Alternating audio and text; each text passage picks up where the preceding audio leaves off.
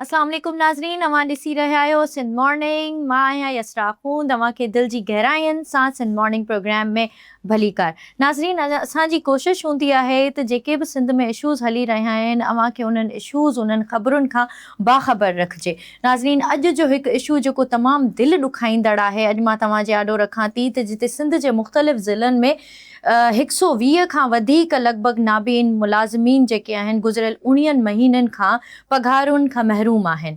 इहे मुलाज़िम 2022 में डेली वेजिस जी बुनियादुनि ते मुख़्तलिफ़ खातनि में भर्ती कया विया हुआ, पर बिना के वाज़े सबब जे संदनि पघारूं बंदि कयूं वयूं आहिनि। पंहिंजे जाइज़ हक़नि जी हासिलात लाइ इहे मुलाज़िम 10 ॾींहंनि खां कराची प्रेस क्लब आॾो एहतिजाजी धरणे ते वेठल आहिनि। अॼु असांजे मॉर्निंग शो में इन एहतिजाज कंदड़ मुलाज़िमीन मां अब्दुल्ला चन्ना साहब ऐं अहमद ख़ान मौजूदु आहिनि, जिन खां संदन जदोजहद मुतालबनि ऐं हुकूमत खां उमीदुनि बाबति ॻाल्हाईंदासीं। अस्सलाम वालेकुम। वालेकुम अस्सलाम। अदा, मूंखे इहो ॿुधाइजो त सभ खां पहिरियों मां तव्हांखां इहो पुछंदमि त तव्हांजी पघारूं बंदि थियण जो असुलु सबबु छा आहे? छा ॿुधायो वियो आहे? जी वॾी महिरबानी। पहिरियां त अव्हांजे चैनल जी जो अव्हां असांजो आवाज़ु उथारियो। असांजे पघारनि बंदि थियण जी काई बि DPT या CM हाउस खां या वरी CS खां काई बि वैलिड रीज़न कोन पियो ॿुधायो वञे। अच्छा। असांजो जॾहिं बि असांखे गवर्नमेंट ऑफ सिंध 1 ईयर या 6 मंथ जो बजट ॾींदी आहे, उन खां पोइ जेको आहे सो असां उते दरख़्वास्त ॾींदा आहियूं कि असांजो बजट ख़तमु थी वियो आहे ऐं असांजो जेको आहे सो नओं बजट जारी कयो वञे। सही। काफ़ी टाइम त असांजो बजट हलंदो रहियो, पर 2025 खां वठी हाणे ताईं असांजो बजट बिल्कुलु कोन पियो ॾिनो वञे ऐं उनजो वैलिड रीज़न बि कोन पियो ॿुधायो वञे। लॉलीपॉप असांखे ॾिनो पियो वञे। असां सेक्रेटरीएट जा चक्कर लॻाए थकिजी पिया आहियूं। DPT खे बि असां रिक्वेस्ट कई कि सर असांजो बजट जेको आहे सो रिलीज़ कयो वञे। असां जॉब करे रहिया आहियूं ऐं पाबंदी सां जॉब करे रहिया आहियूं। उन जे बावजूद बि असांखे लॉलीपॉप ॾिना विया ऐं असांजी अटेंडेंस जेका घुराई वई मुख़्तलिफ़ जिथे असां कमु कंदा आहियूं मुख़्तलिफ़ DC ऑफिस मां, ऐं अल्हम्दुलिल्लाह उहा असांजी अटेंडेंस बि ज़बरदस्त रही, छो जो असां जॉब करे रहिया आहियूं त असांजी अल्हम्दुलिल्लाह अटेंडेंस ज़बरदस्त रही। उन खां पोइ वरी DPT DCs खां असांजी रिज़ल्ट जॉब रिज़ल्ट जेको आहे ड्यूटी रिज़ल्ट असां घुराई वई कि हे कीअं जॉब करे रहिया आहिनि ऐं काथे करे रहिया आहिनि ऐं छा करे रहिया आहिनि। अल्हम्दुलिल्लाह असां हर इदारे में जॉब करे रहिया आहियूं। जेको कमु असांखे मिलंदो आहे अल्लाह जे फज़लो करम सां असां उहो सुठे तरीक़े सां उहो सर अंजाम ॾींदा आहियूं ऐं उहा DCs पूरी जेका बि रिज़ल्ट आहे असांजी उहा ज़बरदस्त रिज़ल्ट हुई। असांखे उहा रिज़ल्ट बि ॾिनी वई। उहा रिज़ल्ट बि जेको आहे सो DPT में जमा कराई वई। उन जे बावजूद बि असां वरी बि चकर काटींदा रहियासीं, DPT खे रिक्वेस्ट कंदा रहियासीं कि सर असांजो जेको आहे सो बजट रिलीज़ कयो वञे ऐं DPT चयो असां अव्हांजो बजट रिलीज़ था कयूं। अव्हांजी जेका सैमरी आहे बजट जी उहा CS ताईं पहुची वई आहे, CM ॾे वेंदी। त जॾहिं CS सां असां मुलाक़ात कई त CS चयो कि असां DPT सां जेको आहे सो अव्हांजे बजट जे बारे में डिस्कस कंदासीं। उहो लेटर जेको आहे सो असां DPT खे रिक्वेस्ट कई कि सर अव्हांखे जेको आहे सो मुज़ाकरात जे लाइ जेकॾहिं CS घुराए थो त प्लीज़ जल्द खां जल्द असां मुज़ाकरात पंहिंजो मीटिंग कई वञे CS सां। सो 2026 मार्च ते लेटर इहो जमा करायो वियो, पर DPT हींअर ताईं जेको आहे सो उनजो जवाबु कोन ॾिनो CS खे ऐं असां वरी बि हिन चकर एहतिजाज ते आया आहियूं। असां सां गॾु जेको आहे छोकिरियूं बि असांजूं गॾु आहिनि। असां सिर्फ़ु एतिरो ई चाहियूं था कि असांजो बजट रिलीज़ कयो वञे। अगरि जेकॾहिं असांजो बजट रिलीज़ कोन कयो वियो त असां 10 ॾियारा असांजे प्रोटेस्ट खे थी विया आहिनि, पर जेकॾहिं अॻिते बि जेकॾहिं असांखे पंहिंजो प्रोटेस्ट कंटिन्यू करिणो पियो त असां कंदासीं ऐं असां CM हाउस वेंदासीं, असां सेक्रेटरीएट वेंदासीं, असां सिंध असेंबली वेंदासीं, असांखे जिथे वञिणो पियो उते वेंदासीं। जेकॾहिं असांजे मथां सिंध पुलिस गवर्नमेंट असांजे मथां जेकॾहिं लाठी चार्ज कराए थी, उनजो जेको बि असांजो को नवीन दोस्त उन में ज़ख़्मी थियो, उनजी जेको आहे सो जवाबदार ऐं सिंध गवर्नमेंट हूंदी। अच्छा, मूंखे इहो ॿुधाइजो तव्हांजो जेको बुनियादी मुतालबो आहे उहो कहिड़ो आहे? छा सिर्फ़ु पघारूं वापसि खपनि अव्हांखे, रहियल जेके अव्हां जूं आहिनि, या हिकिड़ी मुस्तक़िल मुलाज़मत जो बि मुतालबो आहे अव्हांजो? ॾिसो, हींअर मुस्तक़िल मुलाज़मत जेको आहे, असांजो मुतालबो मेन जेको आहे न, उहो मुस्तक़िल मुलाज़मत आहे।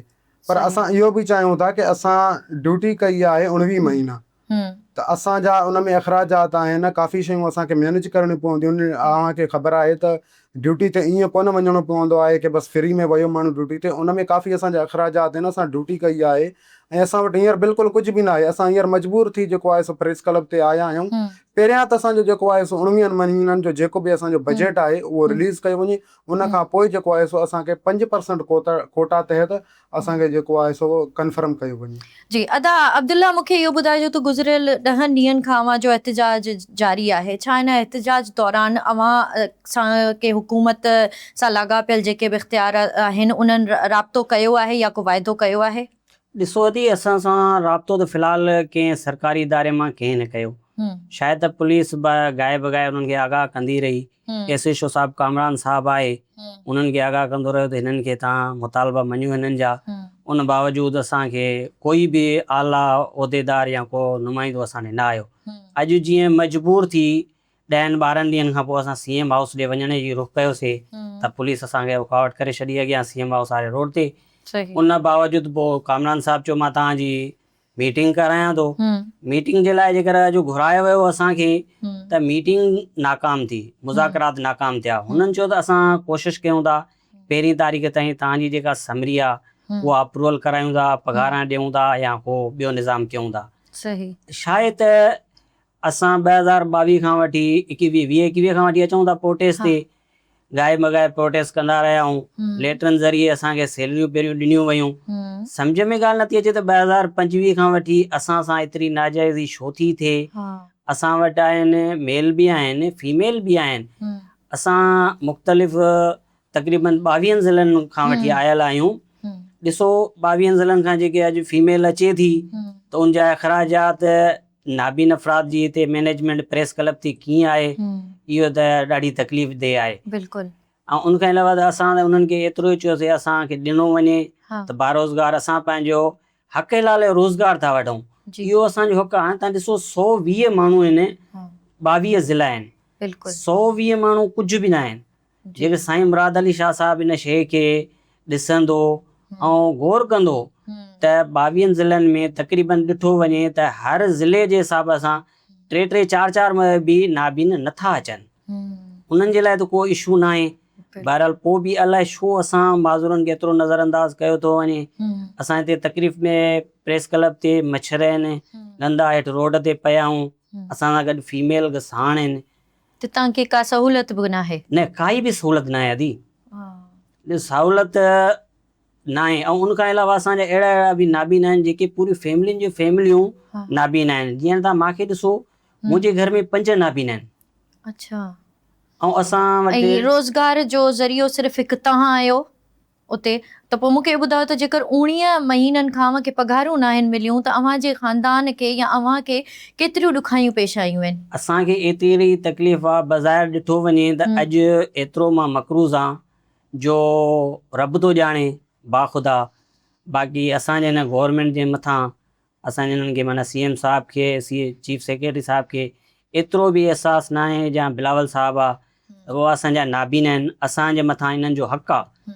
ॾिसो, तव्हां इंटरनेशनल मुल्कनि में, ॿाहिरि यूरोप कंट्री या ॿिया कहिड़ा बि मुल्क आहिनि, उते ख़ासि करे को बि माज़ूर अफ़राद छा आहे या त नाबीना अफ़राद, असां नाबीना आहियूं, त को एहतिजाज कंदे तव्हांखे नज़र न ईंदो। हुननि खे हर शइ पंहिंजी घर ताईं मुहैया कई वेंदी आहे। असां वटि तक़रीबन जेके बि नाबीना अफ़राद आहिनि सभु पढ़ियल लिखियल आहिनि, के हाफ़िज़ आहिनि, आलिम आहिनि, ऐं तक़रीबन एजुकेटेड नाबीन आहिनि, कंप्यूटर ऑपरेटर बि आहिनि। त उन बावजूदि बि असांखे नज़रअंदाज़ कयो थो वञे। 2022 खां वठी असांजे तक़रीबन डिस्ट्रिक्ट में काफ़ी मरतबा DRC थियूं। असां DC साहिब खे अर्ज़ु रखियो थिए, सर शायदि असां सिर्फ़ु हिते पहिरियों जेके तक़रीबन साल हलियो उन में मां अकेलो मुलाज़िम डेली वेजिस ते, मां डीसी साहब खे अर्ज़ु रखियुमि सर मां पूरे डिस्ट्रिक्ट में 8 तालुका आहिनि, 8 तालुकनि में मां हिकिड़ो नाबीना सर मूंखे परमिट कयो, पोइ बि न कयूं। उनखां बावजूदि वरी आया 4 मेंबर ॿिया, तक़रीबन 5 थी वियासीं, पोइ बि अर्ज़ु रखियो सर नाबीन अफ़राद असां 5 आहियूं, असांखे काए 8 तालुकनि में नाबीना अफ़राद कुझु बि न आहिनि 5, जेकर हिकु हिकु बि कंहिं तालुके में रखनि न त हुननि जे लाइ कोई इशू न आहे। बिल्कुलु पोइ बि असांखे नज़रअंदाज़ कयो वियो। उनखां बावजूदि रही असांजी सैलरी जो मसइलो, असांजा हिते दोस्त नुमाइंदा जेके हुया कराची में गायब वगाए ईंदा रहिया, DP डिपार्ट असांजो जेको होम डिपार्ट आहे उन्हनि खे लेटर ॾींदा विया, ऐं उनखां अलावा चीफ सेक्रेटरी खे ॾिनऊं, सर असांजियूं सैलरियूं बहाल करायो। तक़रीबन दिसंबर में चयो वियो त तव्हांजी असांजे चीफ सेक्रेटरी ॾे समरी मोकिले छॾिया। उन जे लाइ सिर्फ़ु इशू इहो ई आहे त असांखे सिर्फ़ु चीफ सेक्रेटरी जी CM साहब सां मुलाक़ात थींदी ऐं उहे उन समरी ते समरी पास कराए तव्हांजी सैलरी रिलीज़ कराईंदा। त अॼु ताईं छो थी थिए बाख़ुदा रब थो ॼाणे। असांखे एतिरो माना तकलीफ़ में ॾिसी सघनि था इहे गवर्नमेंट आहे त पोइ अलाह साईं हुन खां पुछा कंदो। बस छा। अच्छा अदा अहमद, मूंखे तव्हां इहो ॿुधाइजो त नाबीन मुलाज़िमनि लाइ जेके सरकारी इदारनि में रोज़गार ऐं तहफ़ुज़ बाबति तव्हांजी नज़र में कहिड़ियूं तब्दीलियूं आणण जी ज़रूरत आहे? जी अदी बिल्कुलु, नाबीन मुलाज़िमनि जे लाइ जेकॾहिं सरकारी इदारा हुजनि ऐं सरकारी जेके इदारा आहिनि उन्हनि में असां त इहो ई चाहींदासीं कि नाबीन मुलाज़िमनि खे जेतिरी बहितरीन खां बहितरीन सहूलियत थिए, पर जेको असांजो जेको आहे न फर्स्ट प्रायोरिटी उन ते इहो ई आहे। ॾिसो न, जेकॾहिं असांखे रोज़गार ई नथो मिले त ॿी असां कहिड़ी सहूलियत चाहे सघूं था। फर्स्ट ते इहो आहे त असांजो जेको आहे सो ज़िंदगी जो ज़रियो पहिरियों हूंदो आहे रोज़गार। असांखे जेकॾहिं रोज़गार ई नथो मिले हिन गवर्नमेंट खां त असां ॿियो कहिड़ो मुतालबो कयूं? असां पंहिंजी सैलरी जो मुतालबो ई नथा जेको आहे सो मञनि, असांजो कन्फर्म जो मुतालबो करे रहिया आहियूं। असांजो कोटा आहे 5%, सो उहो ई असांजो जेकॾहिं नथा ॾेई सघनि त हिन गवर्नमेंट खां असां ॿियो कहिड़ो मुतालबो कयूं? अच्छा, जे गवर्नमेंट जा इदारा तव्हांखे ॿुधनि था या लाॻापियल इख़्तियार जेके आहिनि उहे हिन वक़्तु तव्हांखे ॿुधी रहिया आहिनि, त तव्हां कहिड़ो पैगाम ॾियणु चाहींदा इन्हनि खे? असां इहो ई पैगाम ॾियणु चाहींदासीं कि ख़ुदारा जेके बि ब्लाइंड अफ़राद आहिनि, जेकॾहिं तव्हां उन्हनि जे लाइ कोई बि पंहिंजो आम जेके लेटर्स आहिनि, पंहिंजो जेके भर्तियूं कयूं पियूं वञनि, जीअं हाणे असांजे लाड़काणे में तक़रीबन 2000 ताईं भर्तियूं कयूं वयूं, ठीकु आहे, त उन में असांजो को बि ब्लाइंड न आहे खयूं वयूं। ऐं इहो ई चवणु चाहींदुसि किथे बि जेकॾहिं के बि ऑफर लेटर ॾिना था वञनि त उन्हनि में असांजो 5% कोटा आहे। जेकॾहिं अव्हां उन 5% कोटा तहत हलंदव त असांजो को बि नाबीन दोस्त या कोई बि डिसेबल बेरोज़गार न रहंदो, ही प्रेस क्लब जा या वरी ॿियनि शहरनि जा को धिका कोन खाईंदो जेकॾहिं असांजे कोटा ते अमल कयो वञे त। पर असांजो कोटा खपी थो वञे।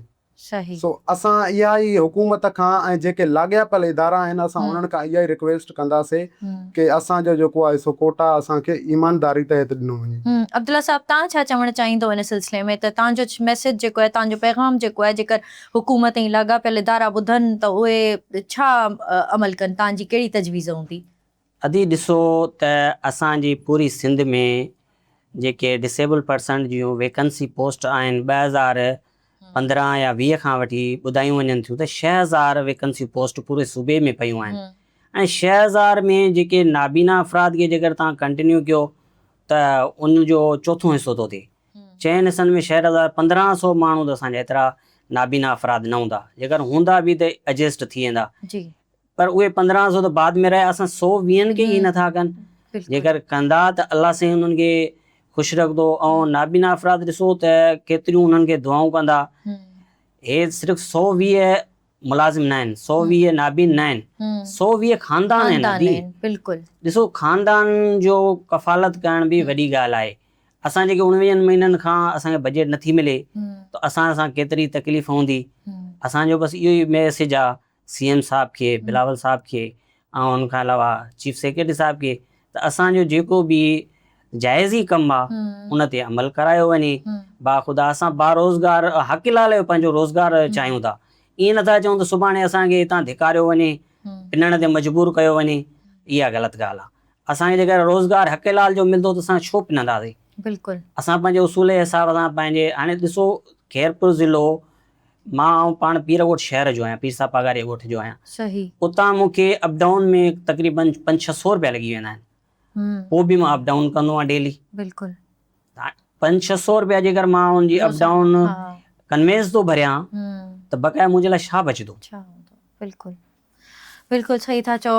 जी नाज़रीन, अवां ॻाल्हि ॿोल ॿुधी अब्दुल्ला जी ऐं अहमद ख़ान साहब जी, त जेके इन्हनि जा मुतालबा आहिनि उहे हुकूमत छो न मञी रही आहे। इन्हनि खे 19 महीननि खां अञा ताईं पघारूं छो न जारी कयूं वयूं आहिनि। हिननि जे लाइ रोज़गार करणु तमामु ॾुखियो थी वियो आहे। हिननि जा ख़ानदान जेके आहिनि उहे परेशान थी विया आहिनि।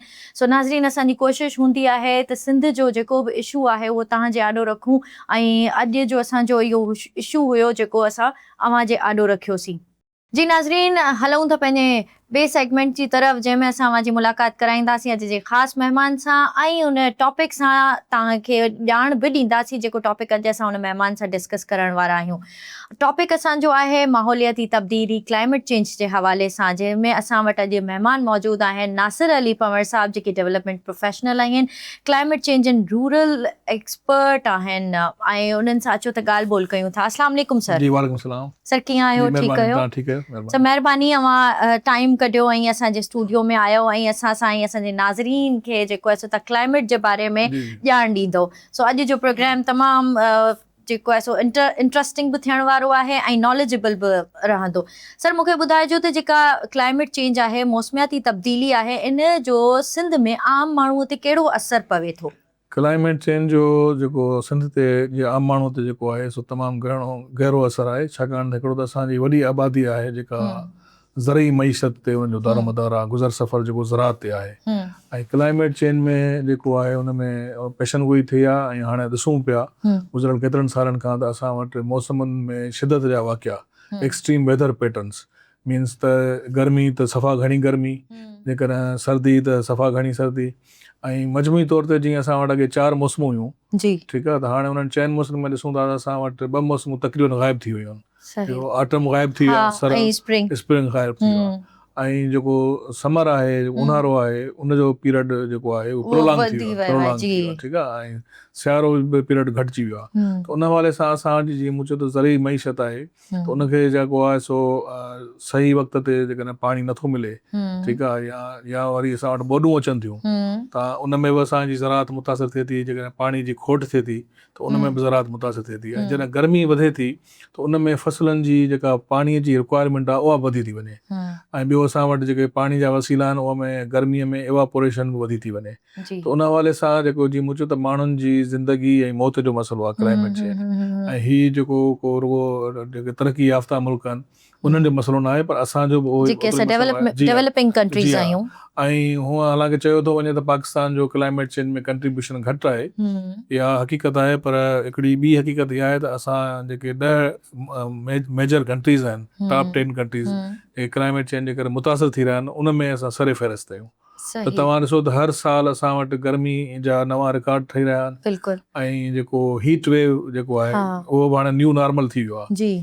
त गर्मी शहरनि में जेके गर्मीअ जूं लहरूं अचनि थियूं, तव्हां यादि हूंदो 2015 में कराचीअ में काफ़ी माण्हू जेके इंसानी जानियूं जी हा, त अहिड़े नमूने सां असां वटि वरी बोॾूं आहिनि, त 2010 जी बोॾ आहे, 2010 जी बोॾ हुई, वरी अञा उन मां असां रिकवर कोन थियासीं त वरी 2022 में बोॾ आई। त इहे मुसलसल जेके पंहिंजो फ्रीक्वेंसी जेका आहे, फ्रीक्वेंसी इन्हनि पंहिंजो डिज़ास्टर्स जी वधंदी ऐं इंटेंसिटी बि वधंदी, उन में शिदत बि वधंदी ऐं बार जेके आहिनि थींदा। अॻे तमामु घटि थींदा, कॾहिं कॾहिं ईंदी बोॾ 20 सालनि खां पोइ, 25 सालनि खां पोइ। या साइक्लोन आहिनि, सिंधरी जेका साहेली पट्टी आहे उते वरी सामुंडी तूफ़ाननि जो ख़तरो उहो वधी वियो आहे। त अहिड़े नमूने सां असां वटि वरी ड्राउट आहे, ख़ुश्क साली आहे, जेकॾहिं छाकाणि त सिंधरी तव्हांखे ख़बर आहे त 65% एराज़ी जेका आहे सा एरिड ज़ोन आहे, उते आबपाशी सिस्टम कोन थो एग्ज़िस्ट करे, दरिया जो पाणी उते कोन थो वञे। उते जेका बि ज़िंदगी आहे या माण्हुनि जी ज़राअत आहे, गुज़र सफ़र आहे, उहो बरसातुनि ते थिए थो। जेकॾहिं बरसाति नथी पवे थर में, काछे में, कोहिस्तान में, त उहे माण्हू पोइ लड़ पलाण कनि था बैराजी एरियाज़ में, जेके बैराज खे जेके ज़राअत बची आहे त उहो उते पंहिंजो चुपायो माल खणी था अचनि, उते पंहिंजो गुज़र सफ़र कनि था। त उन हवाले सां असांजी ज़राअत हुजे या एरिड ज़ोन हुजे या असांजो इवन जेके माहीगीरी आहे, मच्छी मारण जे हवाले सां जेके असांजा पाणी जा वसीला आहिनि, ढंढूं आहिनि, ढोरा आहिनि, उते बि जेको आहे सो पाणी जी शदीद खोट ॾिसूं पिया असां गुज़िरियल केतिरनि सालनि खां। ऐं ॿियो असांजी जेका डेल्टा आहे उते वरी सी इंट्रूजन जेको आहे सो वधी रहियो आहे। त इहे मुख़्तलिफ़ क्लाइमेट चेंज जा इम्पैक्ट्स आहिनि जेके हर साल उन में तेज़ी सां अचे पई।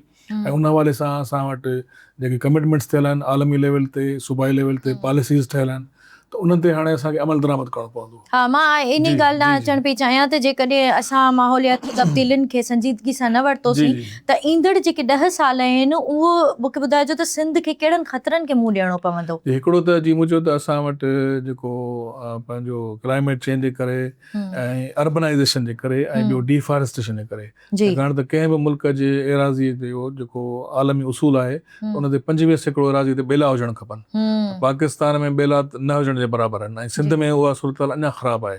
ठीकु आहे, असां वटि ऑफिशियली सिंध में 4 क़िस्मनि जा ॿेला असां वटि डॉक्यूमेंट थियल आहिनि। कचे जा ॿेला, रिवराइन फॉरेस्ट जेके कश्मीर खां वठी ठटे ताईं दरिया जे ॿिन्ही किनारनि ते हुआ, उहे तक़रीबन ख़तमु थी रहिया आहिनि या ख़तमु थी चुका आहिनि। ऐं उते असां वटि जेको ज़मीन जो इस्तेमालु आहे उहो बि असां तब्दील करे छॾियो आहे। मीन्स जिते ॿेलनि जी ज़मीन ते उते हाणे ज़राअत बि थिए, उते कैश क्रॉप पिया थियनि, उते काटन बि थिए, उते कमंद पियो थिए, उते तव्हांखे ॿिया फसल मिलंदा पर ॿेला न मिलंदा। अहिड़े नमूने सां वरी पके जा ॿेला आहिनि जिते उहे पके जा ॿेला उहे आहिनि जिते आबपाशी सिस्टम जे तहत उन्हनि खे पाणी मिलंदो हो। ठीकु आहे, उहे माना रिवराइन एरिया खां ॿाहिरि आहिनि। त उन में असांजो पई ॿेलो आहे सकरट में, अहिड़े नमूने सां खिपरो ॿेलो आहे। अहिड़ा क़िस्म जा काफ़ी अॻे बदीन में ॿेला हुआ पर उहे तबाह थी चुका आहिनि। त इहे असांजा ॿेला आहिनि। अहिड़े नमूने सां असांजी वरी मैंग्रोव फॉरेस्ट आहिनि जेके असांजा तिमर जा ॿेला आहिनि जेके कोस्ट लाइन में आहिनि। त उन्हनि में बि पंहिंजो पाणी जी घटिताई जे करे ऐं जेका दरिया में जेका सिल्ट ईंदी जेका लट न वञण जे करे, छाकाणि त असां वटि हिस्टोरिकली डेल्टा में सिंधू दरिया जूं 17 क्रीक्स हुयूं, 17 ब्रांचिस हुयूं सिंधू दरिया जूं जेके पाणी खणी वेंदियूं, सिल्ट खणी वेंदियूं, जिन समुंड खे पोइते धिके या डेल्टा ठाही आहे। ऐं हाणे उहो सॼो अमल रिवर्स थी वियो आहे। हाणे बजाए जो दरिया जो पाणी समुंड में वञे, समुंड जो पाणी दरिया में पियो अचे। त उन जे करे असांजी पूरी जेका ठटे जी, सिजावल जी ऐं बदीन जी जेका आहे साहिली पट्टी जेका असांजी आहे तक़रीबन 350 किलोमीटर आहे। त उन जी सॼी इकोलॉजी ऐं इकोनॉमी ऐं पंहिंजो उतां जी समाजी जेको सेटअप आहे उहो तब्दील थी चुको आहे। ऐं माण्हू उतां लॾ पलाण करे शहरनि न आया आहिनि मजबूरन ज़ाहिर उन्हनि खे पंहिंजे गुज़र सफ़र लाइ। ऐं उते पीअण जो पाणी कोन थो मिले, उते ॿिया त बेसिक फैसिलिटीज़ आहिनि ई कोन, पर जेको बेसिक ह्यूमन नीड आहे पीअण जो पाणी, हा उहो कोन थो मिले। ऐं उते गुरबत में इज़ाफ़ो थी वियो आहे, जर उते ख़राबु थी चुको आहे। उते कंहिं दौर में जेके ॻाढ़ा चांवर थींदा, रेड राइस थींदा, उहे उन लाइ इलाइक़ो इहे मशहूरु आहे, उहे फसल ख़तमु थी विया। त उते गुरबत वधी आहे, उते माहौलियाती जेका माइग्रेशन जेका थी आहे, एनवायरमेंटल जेका चवंदा न क्लाइमेट जे करे। त बेसिकली जेको क्लाइमेट चेंज आहे इहो ह्यूमन इंड्यूस्ड आहे, जेके असांजो इंसानी सरगर्मियूं आहिनि, ठीकु आहे, उन जे करे थिए थो। उन में जेके तवानाई जा 3 वसीला आहिनि ख़ासि करे जेके कंट्रीब्यूट था कनि, हिकिड़ो तेल, ॿियो गैस ऐं टियों कोयलो। ठीकु आहे, इहे 3 एनर्जी जे सोर्सिस आहिनि जेका सॼी दुनिया डेवलपमेंट इन्हनि तेल जे वसीलनि खे, कोयले जे वसीलनि खे, गैस खे असां इस्तेमालु कंदा जंहिंखे असां फासिल फ्यूल चऊं था। त फासिल फ्यूल उहे आहिनि जेके वंस तव्हां यूज़ करे वेंदो त वरी ॿीहर न थींदा। हाणे उन जी जाइ ते जेके माहौल दोस्त तवानाई जा वसीला आहिनि, जीअं सोलर आहे, विंड आहे, त उहे माहौल दोस्त तवानाई जा वसीला आहिनि, उन्हनि खे असांखे प्रमोट करणु खपे त जीअं असांजो इकोलॉजिकल जेको इम्पैक्ट आहे उहो असां घटाए सघूं। अच्छा, मूंखे ॿुधाइजो त जेका असांजा तरक़ियाती मनसूबा हूंदा आहिनि उन में माहौलियाती तहफ़ुज़ खे अहमियत ॾिनी वञे थी?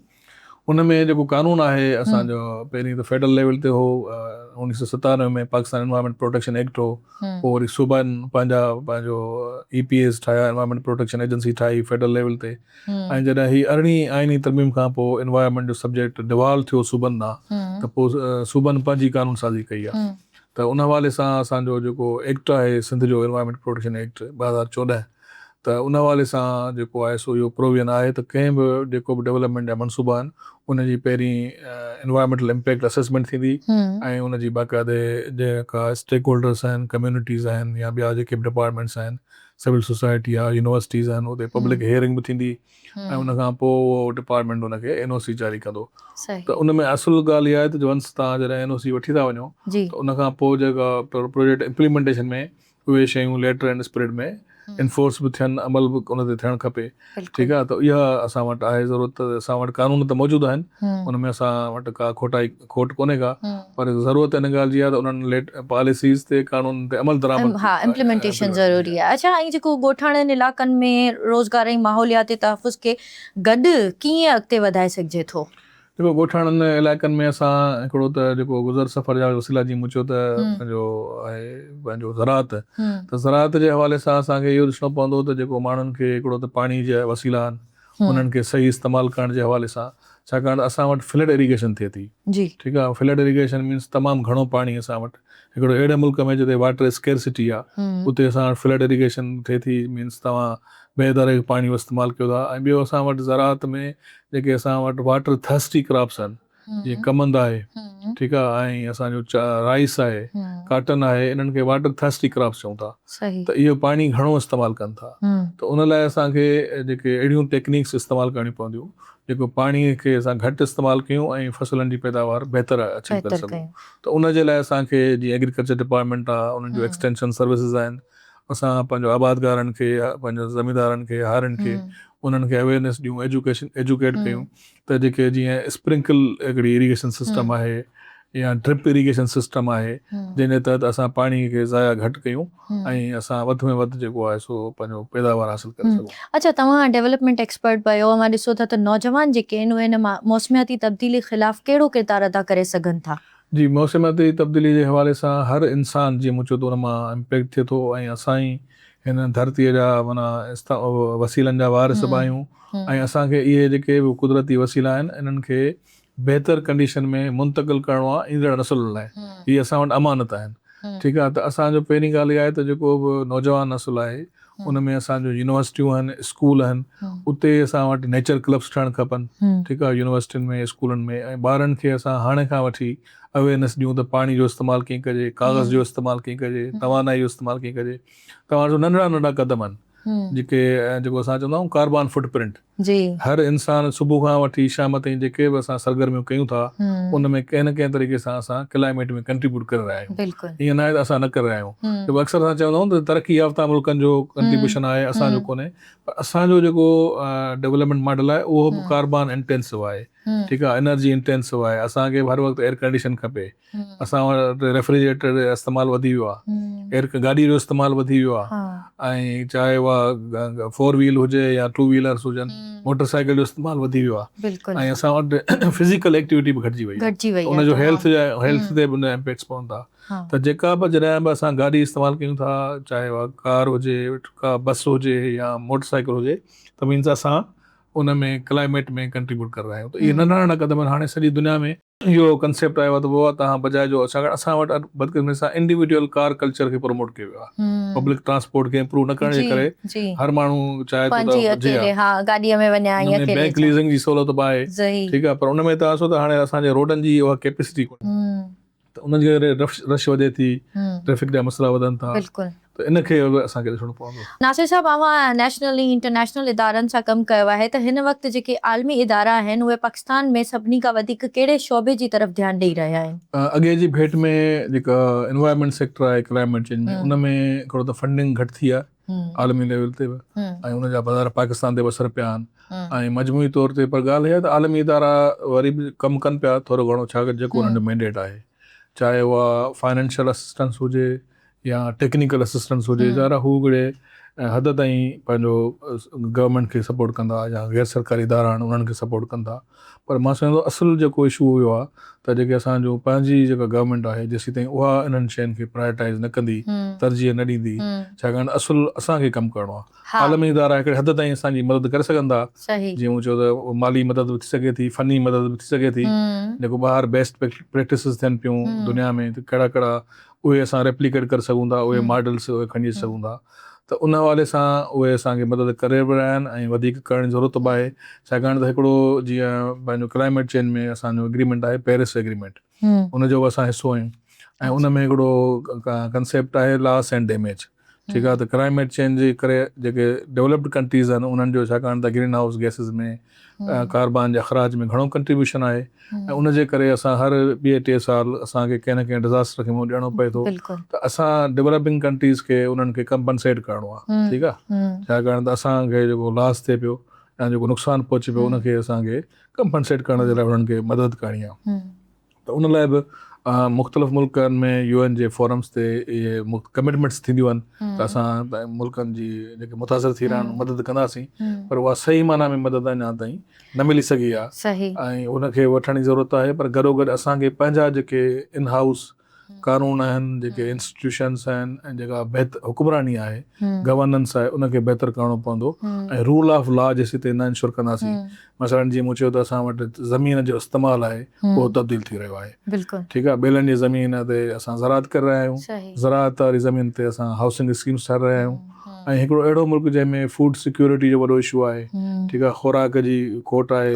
ठीकु आहे। ऐं जीअं तेज़ी सां असां ज़मीन खे असां तेज़ी सां चेंज करे रहिया आहियूं, छाकाणि त हिकिड़ी अर्बनाइज़ेशन थी रही आहे पर अनप्लेन्ड अर्बनाइज़ेशन थी रही आहे। ठीकु आहे। ऐं शहर असांजा तमामु बग़ैर कंहिं रिथाबंदी जे प्लानिंग जे, छाकाणि त आलमी लेवल ते उसूल इहो आहे त शहरनि जी जेका तव्हां ग्रोथ कयो उहा जेके टाउन प्लानिंग जा प्रिंसिपल्स आहिनि, उसूल आहिनि, शहरनि जा मास्टर प्लान हुजणु खपनि ऐं उन में तव्हांखे 100 सालनि लाइ 200 सालनि लाइ रिथाबंदी करणु खपे त केतिरी ज़मीन तव्हां रखंदो पंहिंजो रहायशी मक़सदनि लाइ, केतिरी कमर्शियल मक़सदनि लाइ, केतिरी एम्यूनिटीज़ लाइ, छाकाणि त तव्हांखे ग्रीन एरियाज़ बि खपनि, तव्हांखे वेजिटेशन बि खपे। ऐं हींअर असांजा शहर जेके आहिनि से हिकिड़ो कॉन्क्रीट जंगल थी विया आहिनि। ठीकु आहे। ऐं उन में तव्हांखे वेजिटेशन न मिलंदी ऐं हाणे थिए ईअं थो त मिसाल जे करे असां ॿेला कटे, छाकाणि त हिकिड़ो मैच्योर ट्री जेको आहे उनखे मैच्योर थियण में केतिरा साल लॻनि था ऐं उनखे असां हिकदमि कटे था छॾियूं ऐं पोइ उते नवां शहर हाउसिंग स्कीम्स ठाहियूं था, कंस्ट्रक्शन कयूं था ऐं पोइ वरी उते 2-टे प्लांट्स हणी पोइ असां चवंदा इहो ग्रीन इनिशिएटिव आहे। त इहे ग्रीन इनिशिएटिव त आहिनि पर असुल ॻाल्हि आहे त जेको डैमेज थी चुको आहे उनजो स्केल तमामु वॾो आहे। ठीकु आहे। ऐं जंहिं तरीक़े सां असां ॿेला कटे रहिया आहियूं उन तरीक़े सां लॻाए न रहिया आहियूं। त इहो तव्हां छा था सम्झो त सिर्फ़ु हुकूमत जी ज़िमेदारी आहे या तव्हांजी, असांजी, या हिकिड़ो जेको आम शहरी आहे सभिनि जी आहे, उनजी बि ज़िमेदारी आहे? एज़ अ सिटीज़न बि असांजी बि ज़िमेवारी आहे, छाकाणि त जेको ॾिसो न हाणे नवां प्रोजेक्ट्स अचनि था हाउसिंग जा, हुकूमत खे इहो उन में प्रोविज़न रखणु खपे त बाबा जेको बिल्डर आहे उहो जेसीं ताईं उन में पार्क्स जो या पंहिंजो प्लांटेशन जो वणनि जो न रखंदो प्रोविज़न, असां NOC न ॾींदासीं। त अहिड़े क़िस्म जूं कंडीशन्स आणनि। ठीकु आहे। त जीअं कुझु असां पंहिंजो इम्प्रूव करे सघूं। ॿियो जेको मूं चयो अनप्लेन्ड अर्बनाइज़ेशन, उनजो हिकिड़ो मिसाल इहो आहे त असांजा जेके नेचुरल वाटर वेज़ आहिनि, कुदरती पाणी जा वहिकरा, उन्हनि ते असां एनक्रोचमेंट करे छॾी आहे, उन्हनि ते असां कब्ज़ा करे छॾिया आहिनि। नतीजे में जॾहिं थोरो मींहुं पए थो त शहरनि में अर्बन फ्लडिंग अची थी वञे ऐं अर्बन फ्लडिंग बि हिकिड़ो नओं फिनोमेना असां वटि अची वियो आहे जेको हाणे रेगुलर थींदो पियो वञे। अच्छा, हिन सां रिलेटेड ई मां तव्हां खां इहो पुछणु चाहींदमि त इहा जेका फ्लडिंग आहे इन जा डैमेजिस जेके थियनि था उहे असां बाद में था पोइ ॾिसूं, उनजी प्रिकॉशन्स छो नथा वठूं? इनखे असां चवंदा आहियूं हिकिड़ो पंहिंजो प्लानिंग जे उसूल आहे, हिकिड़ो हूंदो आहे त रिएक्टिव, ॿियो प्रोएक्टिव। जी असां मोस्टली रिएक्टिव थियूं था, असां पहिरीं वेट कयूं था त को हादसो थिए, इंसिडेंट थिए, पोइ असां तहरीक में अचूं था। इहो इनखे असांखे रिएक्टिव मोड मां चेंज करे प्रोएक्टिव में वञिणो पवंदो ऐं अॻुवाट जेको आहे जीअं अर्ली वार्निंग सिस्टम आहे असांखे उनखे एक्टिवेट करिणो पवंदो, फोरकास्टिंग खे बहितर करिणो पवंदो। ठीकु आहे। ऐं इवन जेकी मूं चयो त ज़राअत जे हवाले सां असां वटि फसलनि जी इंश्योरेंस कोन थी थिए। ठीकु आहे। जेकॾहिं पाणी घटि थो अचे, फसल सुकी था वञनि या वीचारो हारी जेको आहे आबादगार आहे उन वटि को अहिड़ो इंश्योरेंस जो मैकेनिज़म कोन्हे जेको उन शॉक मां रिकवर करे सघे। त असांखे फसलनि जी इंश्योरेंस ते बि कमु करिणो पवंदो, इवन लाइव स्टॉक जी इंश्योरेंस ते बि कमु करिणो पवंदो। त छाकाणि ज़रूरी सेक्टर जेको असांजी बैकबोन आहे इकानमी जो उनखे मज़बूत करिणो पवंदो, जेको सॼो अर्बन सेक्टर खे बि रूरल सेक्टर खे फीड थो करे। त उनखे जेकर असां मज़बूत न कंदासीं त छाकाणि त हिकिड़ो ॿिए खे कॉम्प्लीमेंट कनि था रूरल इकानमी या अर्बन इकानमी, त जेको रॉ मटीरियल आहे उहो तव्हांजी रूरल सेक्टर थो हुजे, चाहे इंडस्ट्री हुजे, चाहे टेक्सटाइल हुजे, जेके वॾी वॾा कारखाना मिलूं हलनि था, त उन्हनि खे जेसिताईं एग्रीकल्चर फीड न कंदो तेसिताईं उहो सस्टेनेबल न थींदो। त उन करे असांखे एग्रीकल्चर में जीअं मूं चयो त जीअं डिज़ास्टर्स जी फ्रीक्वेंसी वधे पई ऐं उनजी वल्नरेबिलिटी बि वधे पई इन टर्म्स ऑफ डैमेजिस। ठीकु आहे न। फ्लड अचे थो त सभु फसल तव्हांजा बुॾी था वञनि। ठीकु आहे। त उन हवाले सां असांखे लॉन्ग टर्म प्लानिंग करणी पवंदी ऐं शॉर्ट टर्म प्लानिंग करणी पवंदी त जीअं असां बहितर पंहिंजो मुस्तक़बिल जेको आहे सिक्योर कयूं। सही। अच्छा, मूंखे तव्हांजे एक्सपीरियंस मां इहो ॼाणणो आहे त तव्हां काफ़ी सारे मनसूबनि ते कमु कयो आहे, नेशनली बि इंटरनेशनली बि, त उन में तव्हांजी ज़िंदगी में को अहिड़ो वाक़ियो पेश आयो जे तव्हांजी ज़िंदगी खे थोरो चेंज कयो हुजे? उन सां गॾु मां चाहींदसि त हाणे असां हूअं बि प्रोग्राम जे इख़्तिताम जी तरफ़ था हलूं, त तव्हांजो को मैसेज हुजे तव्हांजे एक्सपीरियंस सां रिलेटेड जेको तव्हां नौजवाननि खे ॾियणु चाहियो जी जी। त उहो बि प्लीज़। हिकिड़ो त इहो आहे त हीउ जेको फितरत आहे, जेको नेचर आहे, इहा जीअं मूं चयो हिकिड़ी अमानत आहे असां वटि। त असांखे जेका बि हुकूमत हुजे, सिविल सोसाइटी हुजे या एज़ अ फर्द इनफरादी तौर ते, हिकिड़ो त असां पंहिंजो जेको इकोलॉजिकल फुटप्रिंट आहे, जेको असांजो कंज़म्पशन पैटर्न आहे, उनखे रिड्यूस कयूं। ठीकु आहे। ऐं उनजे लाइ असां हाणे काफ़ी कंप्यूटर ते, इंटरनेट ते उन ते अची विया आहिनि। तव्हां पंहिंजो डेली जो इकोलॉजिकल फुटप्रिंट कैलकुलेट करे सघो था। मूं इंडिविजुअली केतिरो कारबान में कंट्रीब्यूट कयो, अख़राज में। उन हवाले सां मां सम्झां थो जेसीं ताईं असां हिकिड़ो त जेके फितरत जा उसूल आहिनि उनखे असां रिस्पेक्ट ॾियूं, उनजो एतिराम कयूं। जेकॾहिं उहो एतिराम कंदासीं त पोइ नेचर जेका आहे उहा रिएक्ट कंदी बिल्कुलु कंहिं न कंहिं तरीक़े सां, कॾहिं ॿोॾियुनि जी शिकिल में, कॾहिं ख़ुश्क साली ॾुकारनि जी शिकिल में, कॾहिं तूफ़ाननि जी शिकिल में। त असांजा जेके नेचर जा उसूल आहिनि उनखे असां फॉलो न कंदासीं ऐं जेके वधि खां वधि असां वणकारी कयूं ऐं बेला पोखियूं ऐं शहरनि में, ॻोठनि में, ऐं ख़ासि करे असांजा जेके मक़ामी वण आहिनि, जेके देसी स्पीशीज़ आहिनि, उन्हनि खे प्रोमोट कयूं, बजाए जो असां धारिया जेके वण आहिनि, जीअं कोनो कार्पस आहे, यूकलिप्टस आहे, जॾहिं सॼे मुल्क में असां उनखे फैलाए छॾियो आहे। त असांजा जेके इंडियन मक़ामी वण आहिनि उहे वधीक माहौल दोस्त आहिनि ऐं उहे असांजे नेचुरल एनवायरमेंटल कंडीशन जे सूट कनि था।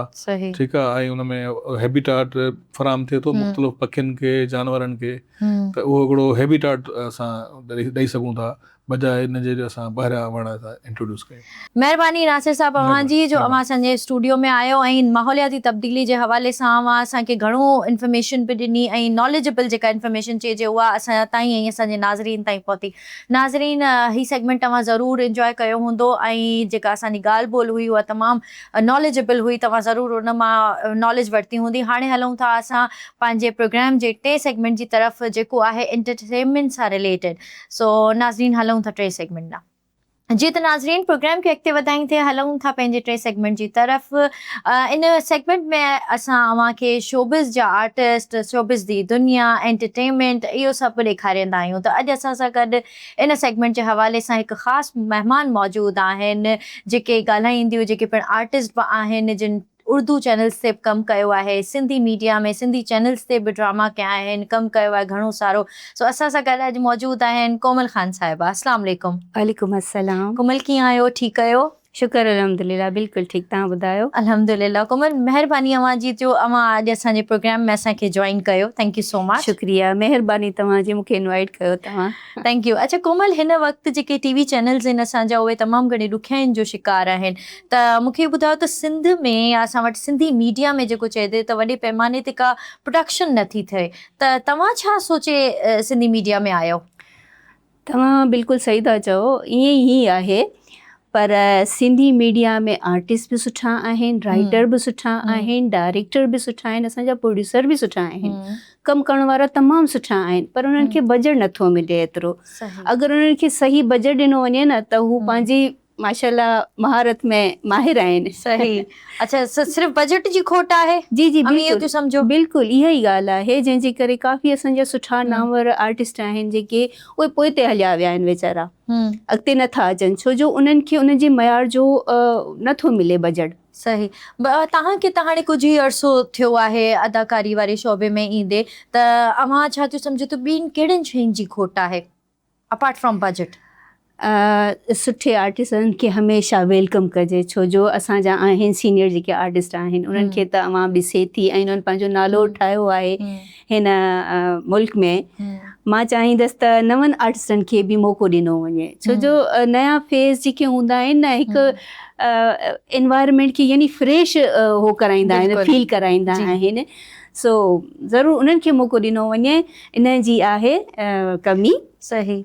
बाक़ी सुठा राइटर त माशाल्लाह आहिनि असांजा, उन्हनि खां सुठो कमु वरितो वञे जी त ज़रूरु माशाल्लाह माना सुठा। ईअं सोचो थी त टैलेंट खे असांजी जेका मीडिया आहे उहा घटि थी वेलकम जी करे। जी जी न्यू टैलेंट खे, न्यू टैलेंट खे, नया चेहरा जीअं माण्हुनि जे साम्हूं अचनि, असां उहो ई रवायती उहे बि हुजनि ज़रूरु, उन्हनि खां बग़ैर अधूरा आहिनि असांजा चैनल्स, असांजा मीडिया, उहे बि हुजनि ज़रूरु, पर नए टैलेंट खे बि वेलकम कयो वञे। अच्छा, सोशल मीडिया जे हवाले सां बि छा चवंदियूं, जीअं अॼुकल्ह सोशल मीडिया जो दौरु आहे त इहो अव्हां छा था सम्झो त अव्हां अदाकारनि लाइ हिकिड़ी नेमत आहे या प्रेशर आहे, दबाव आहे? ही जेको सोशल मीडिया ई आहे न, इन ही इमेज घटि करे छॾी आहे असांजे टीवी चैनल्स जेके आहिनि न, छो जो हर कोई पंहिंजो चैनल पाण ठाहियो वेठो आहे, पाण खोलियो वेठो आहे, ऐं पंहिंजी पब्लिसिटी उते बि कनि था, उते बि अर्निंग कनि था। सो इन जे करे मां सम्झां थी इन चैनलनि जी ज़रूरत नथी पवे आर्टिस्टनि खे। काफ़ी अहिड़ा आर्टिस्ट आहिनि जेके बैक साइड ते हलिया विया आहिनि, उन्हनि पंहिंजी इहा सम्झो खोले छॾी आहे। सोशल मीडिया हिकिड़ी तरह मतिलबु फ़ाइदेमंद बि आहे ऐं चैनल्स जे लाइ नुक़सानदेह बि आहिनि। पर हो त चवनि था न त असां चैनल्स मां बि कमायूं पिया, वरी सोशल मीडिया मां बि असांजी अर्निंग थिए पई, त हो त सुठे प्रॉफिट वारे उन शइ में वञनि पिया। अदाकारनि लाइ तव्हां छा था सम्झो, अदाकार छा इन उन में अर्निंग में नथा अचनि? उहे लॉस में न आहिनि, उहे फ़ाइदे में आहिनि बिल्कुलु इन ॻाल्हि जे करे, छो जो ही मोबाइल आहे न, इहो सभु कुझु हिन में अची वियो आहे, सभु कुझु हर चीज़ हिन में अची वई आहे। बिल्कुलु, हा बिल्कुलु। अच्छा, तव्हां ड्रामनि में औरतुनि जा किरदार कया आहिनि, त उन में अवी छा थियूं सम्झो त औरतुनि जा उहे जेके किरदार आहिनि उहे हक़ीक़त जे केतिरो वेझो आहिनि?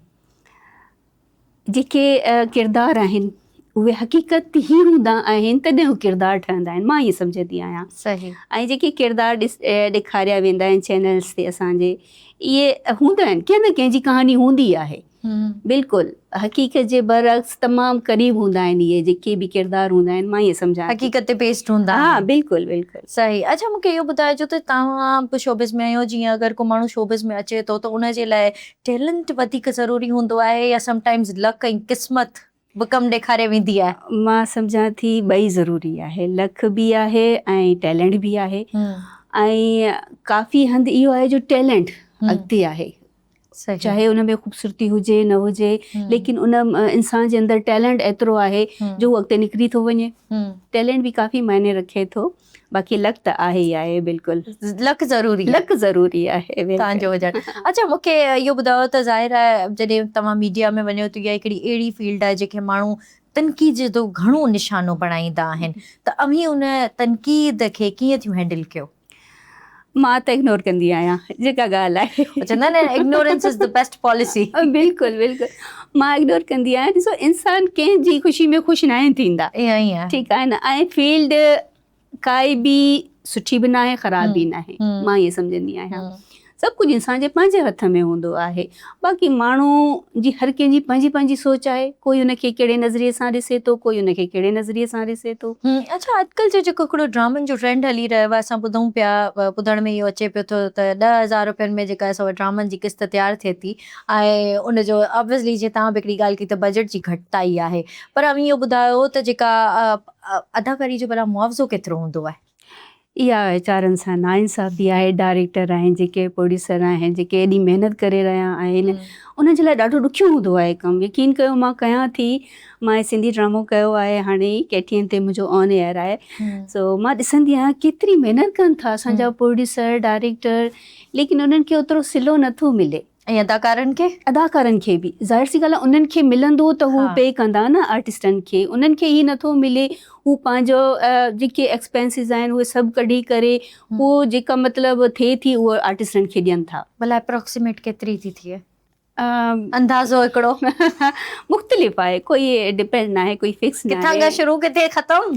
हर कोई पंहिंजे लेवल जे हिसाब सां वठे थो। जो वॾो आर्टिस्ट आहिनि असांजा, उहो पंहिंजे हिसाब सां डिमांड कनि था, ऐं प्रोड्यूसर जे सम्झ में अचे थो त उनखे साइन कनि था। ठीकु आहे, पर अंदाज़न हिकिड़ी केतिरी उन्हनि जी, मतिलबु मार्केट में अगरि को नौजवान अव्हांखे ॾिसी रहिया आहिनि त उन्हनि खे ख़बर हुजे त जेका असांजी इंडस्ट्री जी मार्केट आहे उहा हितां शुरू थिए थी, हिते ख़तमु थिए थी, त उहो हिकिड़ो अंदाज़ो त ॿुधाए छॾियो। मां सम्झंदी आहियां जेके असांखे पर्दे जे हुन साइड वेही करे ॾिसनि था न, उहे तमामु घणे हुन में आहिनि, ख्वाबनि में आहिनि, ख़्यालनि में आहिनि। इहा ई ॻाल्हि आहे त असांखे तमामु घणी हो मतिलबु अर्निंग करे रहिया आहियूं, पैसो, दौलत, शोहरत, न महिनत आहे जेतिरी एतिरी आहे न अर्निंग, एतिरी कोन थी थिए। महिनत काफ़ी आहे, ऐं हुजे इहा वरी असांजे जेके आहिनि असांजा इदारा आहिनि वॾा जेके हो कंदा आहिनि सपोर्ट था कनि इन्हनि खे ख़्यालु करणु घुरिजे जेको हक़ आहे उन्हनि खे ॾिनो वञे आर्टिस्टनि खे मतिलबु शोबिज़ सिंधी शोबिज़ इंडस्ट्री एतिरी सफ़ा मयार हुनजो छो न उथी सघियो आहे वधी सघियो आहे हुनजो मयार छो किरंदा था वञनि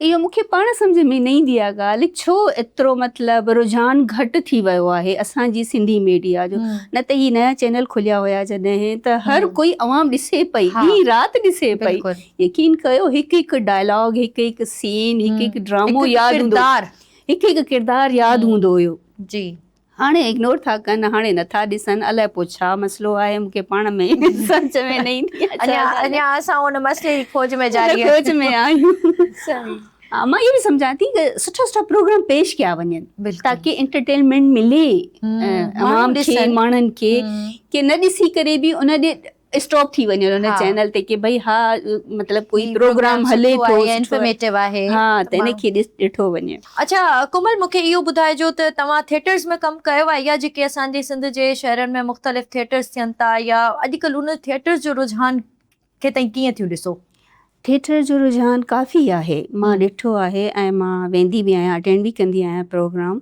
अक्सर ऐं हाणे मां रिसेंटली कया बि आहिनि प्रोग्राम हा उनमें तव्हांजो एक्सपीरियंस कीअं रहियो को अहिड़ो वाक़ियो थिएटर जे दौरान जेको अव्हां असां सां शेयर करणु चाहियो थिएटर जेको आहे लाइव परफॉर्मेंस आहे उनखे मैनेज करणु आर्टिस्ट जे हथ में हूंदो आहे जेको असांजा ड्रामा था ठहनि या असांजा फिल्म आहिनि छा बि आहिनि उन में कट आहे या कुझु बि आहे उन में यानी तव्हां रोके करे सीन करे वरी उनखे सही करे तव्हां कंटिन्यू करे सघो था एडिट थी थो सघे लेकिन स्टेज ड्रामो ॾाढो डिफ़िकल्ट आहे उनखे लाइव करणु ऐं अवाम जे सामने उहो तमामु घणा हो बि कंदा आहिनि क्रिटिसाइज़ बि कंदा आहिनि सामने वेही करे न छॾंदा आहिनि बख़्शंदा न आहिनि कोन छॾंदा हा तव्हां खां थोरी बि मिस्टेक थी वञे न त फ़ौरन उते त काफ़ी मुश्किल कमु आहे लेकिन तव्हां इनखे कंटिन्यू कंदा आहियो पोइ एक्सपर्ट थी वेंदो आहे इंसान ऐं उनखे संभाले वेंदो आहे त इनखे कीअं मां संभाले वञा या काई लाइन मूंखां मिस थी वई आहे त उनखे कीअं मां मैनेज करे वञा त उहो आर्टिस्ट जे हथ में हूंदो आहे सही अच्छा अव्हां जीअं कमु कयो आहे उर्दू चैनल्स ते बि कमु कयो आहे उर्दू ड्रामनि में कमु कयो आहे साॻी रीति तव्हां सिंधीअ में बि कमु कयो आहे सिंधी ड्रामनि में जेको मयार अगरि चइजे उर्दू ड्रामनि जो ऐं सिंधी ड्रामनि जो उन में केतिरो फ़र्क़ु आहे तव्हांखे भला वधीक मज़ो किथे आयो ॾिसो मां वरी बि उहा ई ॻाल्हि चवंदसि बजट जी बजट जे मुतालिक़ मां ॻाल्हाईंदसि छो जो उन्हनि खे बजट सुठो थो मिले उर्दू मीडिया आहे जेका उन्हनि खे बजट सुठो थो मिले इन जे करे हू बिल्कुलु दिलि खोले करे कमु था कनि आर्टिस्टनि जो ख़्यालु था रखनि यानी हर चीज़ जो ख़्यालु था रखनि उन्हनि खे लोकेशन्स सुठियूं थियूं मिलनि ऐं कैमरामैन उन्हनि जा सुठा आहिनि उन्हनि जी हर चीज़ मतिलबु परफेक्ट आहे मयारी कमु आहे सॼो छा आहे ॻाल्हि बजट जी उन्हनि खे बजट सुठो थो मिले इन जे करे हू कमु सुठा था कनि ईअं बजट सुठो अगरि असांजे सिंधी आर्टिस्टनि खे इन्हनि खे डायरेक्टरनि खे मिलंदा असांजे चैनल्स खे मिलंदा त ज़रूरु उहे बि मयारी कमु कंदा छो न कंदा बिल्कुलु अगरि बजट खे हिकु पासे रखे अगरि ॿियनि शयुनि खे असां ॾिसूं त उतां जो माहौल उतां जा माण्हू जो की ज़ाहिर आहे हिकिड़ी असांजो कल्चरल डिफरेंसिस त थोरा घणा आहिनि त उन्हनि खे बि कीअं कॉप अप कयो उन्हनि खे अव्हां कीअं ॾिठो उहो बि बहितरीनु आहे उर्दू वारा सुठो आहे सभु कुझु पंहिंजे हथ में बि आहे मां ईअं सम्झंदी आहियां जो तव्हां कंहिंसां कीअं था ॻाल्हायो तव्हांजे हथ में आहे बिल्कुलु हा माहौल त तव्हां पाण ई मैनेज करे सघो था सही पर मतिलबु ॾिसो न असां पाण त भले घणो ई मैनेज कयूं या केतिरो बि कोशिशि कयूं माहौल जेको आहे उहो असां ते ज़रूरु असरअंदाज़ थींदो आहे त उन माहौल जी ॻाल्हि थी करियां जेकर मां त उर्दू मीडिया जो मयार त तव्हां ॿुधायो पर सिंधी मीडिया जो भला कीअं था उनखे ॾिसो उहो बि हिकिड़ो अगरि इंडिविजुअली असां माहौल जी ॻाल्हि कयूं त माहौल बि त असरु करे थो न असांखे मां कमु कयो आहे काफ़ी फ्रैंकली माहौल हूंदो आहे काफ़ी मिली जुली करे माशाल्लाह जॾहिं असांजो शूट ख़तमु थी वेंदो आहे उन खां पोइ असांजो कीअं टाइम पास थी वेंदो आहे ख़बर ई न पवंदी आर्टिस्ट सभु पाण में वेठा हूंदा आहियूं ॻाल्हाईंदा आहियूं गप शप हर चीज़ हसी मज़ाक हलंदो आहे सो हा बाक़ी तव्हांजो आहे मूड बिल्कुलु अकेले रहण वारो बिल्कुलु मुंहुं बनाए करे रहण वारो त पोइ त मुश्किल आहे बाक़ी तव्हां घुली मिली करे आर्टिस्टनि सां रहो था त पोइ मिंटनि में टाइम पास थी वेंदो आहे असांजा 2-3 ॾींहं कीअं गुज़री वेंदा आहिनि आउट ऑफ सिटी वेंदा आहियूं अक्सर असां शूट जे लाइ सिंधी में उर्दू मीडिया ते बि ईअं हूंदो हुयो उर्दू में काफ़ी हिते ई कमु थिए थो कराची में ई थिए थो पर अगरि कोई ॾिसो आउट ऑफ कंट्री ॾेखारनि था या कोई अहिड़ी लोकेशन ॾेखारनि था त पोइ ॿाहिरि वञिणो थो पए शहर खां न त पोइ घणो शहर में ई कमु थिए थो अंदरि अच्छा हिन वक़्तु अवां ॿुधायो तव्हां अदाकारी करे रहियूं आहियो हिकु सिंधी ड्रामे में त उन जो जेको किरदारु आहे उन जे बारे में थोरो असांखे ॿुधाइजो उहो त कहिड़ो किरदारु निभाए रहियूं आहियो छा उहो किरदारु अव्हांजी ज़िंदगी सां या किथे न किथे उहो मुंसलिक रहियो आहे किथे तव्हां पंहिंजे सोसाइटी में एनवायरमेंट में उहो किरदारु ॾिठो आहे मूंखे जेको सिंधी मीडिया में किरदारु मिलियो आहे मूं जेतिरा मुंहिंजा ॿार आहिनि ड्रामे में मुंहिंजी धीअ बि आहे हुन में मुंहिंजो पुट बि आहे सही पर मां ईअं सम्झंदी आहियां ॾिसो किरदारु हूंदो आहे बिल्कुलु कहिड़ी बि एज में तव्हां हर किरदारु करे ॾेखारियो उहो हूंदो आहे आर्टिस्ट बिल्कुलु तव्हां वॾी एज में नंढे ॿार जो किरदारु करे ॾेखारियो उहो हूंदो आहे आर्टिस्ट तव्हां नंढी एज में बुढ़ापे जो किरदारु करे ॾेखारियो दादी अम्मा जो दादा अबू जो उहो हूंदो आहे आर्टिस्ट हर रंग में रंगजी वञे उहो हूंदो आहे आर्टिस्ट मां ईअं सम्झंदी आहियां बाक़ी किरदारु मुंहिंजी एज जे हिसाब सां या मुंहिंजी पर्सनैलिटी जे हिसाब सां बिल्कुलु डिफरेंट आहे रियासत ड्रामे में त लेकिन मां एक्सेप्ट कयो मां चयो असल चैलेंज इहो ई त आहे चैलेंज आहे न त तव्हां निभाए ॾेखारियो बिल्कुलु सो मां घणी कोशिशि कई आहे उनखे निभाइण जी सुठे करण जी वधीक नाज़रीन ॿुधाईंदा जेके ॾिसनि था त कीअं अच्छा हिन जी मोट कीअं मिली रही आहे माशाल्लाह सुठो काफ़ी हिट वियो आहे ड्रामा असांजो हा माशाल्लाह अच्छा मूं ॿुधो आहे ईअं यूजुअली असां इहे शयूं ऑब्ज़र्व कयूं आहिनि त जेके सिंधी ड्रामनि जो असांजो स्क्रिप्ट्स हूंदियूं आहिनि उहे एतिरियूं सुठियूं कोन हूंदियूं आहिनि पोइ अव्हां जे आॾो अगरि अहिड़ी का स्क्रिप्ट अचे थी त पोइ अव्हां उन में चेंज कंदा आहियो का चेंजिस आणींदा आहियो या एज़ इट इज़ तव्हांखे न बि वणे त न बसि करिणो आहे ऐं न ईअं त न हूंदो आहे जेको राइटर जे लिखियो आहे जीअं डायलॉग ऐं जीअं सिचुएशन में हू अदा करिणो आहे त उहो कोशिशि कंदा आहिनि प्रोड्यूसर असां खां उहो ई कमु वठनि असांजी मर्ज़ी ते त डिपेंड न हूंदो आहे बाक़ी हा असांजे सिंधियुनि में इहा ॻाल्हि आहे माड़ धाड़ कुल्हाड़ियूं पिस्तौल बंदूकां झेड़ा इहे ॾाढा ॾेखारिया था वञनि बिल्कुलु उहो ई जेको असांजो हाणे त इहो कल्चर आहे ई कोन असांजी शहरनि ज़िंदगियुनि मां त इहे सभु शयूं निकिरी चुकियूं आहिनि थोड़ा शहूर वारा ड्रामा ॾेखारनि ताकी शहूर अचे ऐं माइंड चेंज थिए हिननि जो मां ईअं सम्झंदी आहियां त थोरो हटी करे ॾेखारिनि शायदि उहो ॾिसी करे बि अवाम बोर थी वई आहे बिल्कुलु ईअं आहे शुरू खां वठी इहो ई असां कल्चर ऐं ट्रेंड ॾिसंदा था हलूं त इनखे चेंज करण जी ज़रूरत आहे अच्छा कोमल आख़िर में हाणे जो की असांजो प्रोग्राम इख़्तिताम जी तरफ़ आहे त आख़िर में असांजे जेके नौजवान अव्हांखे ॾिसी रहिया आहिनि अव्हां उन्हनि जे लाइ कहिड़ो मैसेज ॾियणु चाहींदियूं कहिड़ो पैगाम अव्हां वटि अव्हांजे नाज़रीन जे लाइ आहे मां न्यू यूथ खे नौजवाननि खे इहो मैसेज ॾींदसि त तव्हां महिनत कयो जंहिं बि शोबे में आहियो जिथे बि आहियो जेको बि कमु कयो था दिलि सां कयो ऐं स्ट्रगल कयो इंशाल्लाह अल्लाह कामयाबी तव्हांखे ज़रूरु ॾींदो इंशाल्लाह महिरबानी कोमल अव्हांजी जो अव्हां असांखे जॉइन कयो अॼु ऐं एतिरियूं सुठियूं ॻाल्हियूं असां वंडियूंसीं हिक ॿिए सां कयूंसीं इंडस्ट्री जे बारे में ड्रामनि जे बारे में ऐं सिंधी मीडिया जे बारे में सो महिरबानी अव्हांजी जो अव्हां वक़्तु ॾिनो असांखे शुक्रिया तव्हांजी बि महिरबानी मूंखे तव्हां घुरायो तव्हां सां ॻाल्हि ॿोल थी करे ॾाढो सुठो लॻो थैंक यू सो मच जी नाज़रीन असांखे हाणे इजाज़त ॾींदो प्रोग्राम असांजो हाणे इख़्तिताम थी चुको आहे वरी सुभाणे अव्हांजे साम्हूं हाज़िर थींदासीं नयनि महिमाननि नयनि सेगमेंट्स ऐं सिंध जे इशूज़ सां गॾु तेसिताईं अल्लाह हाफ़िज़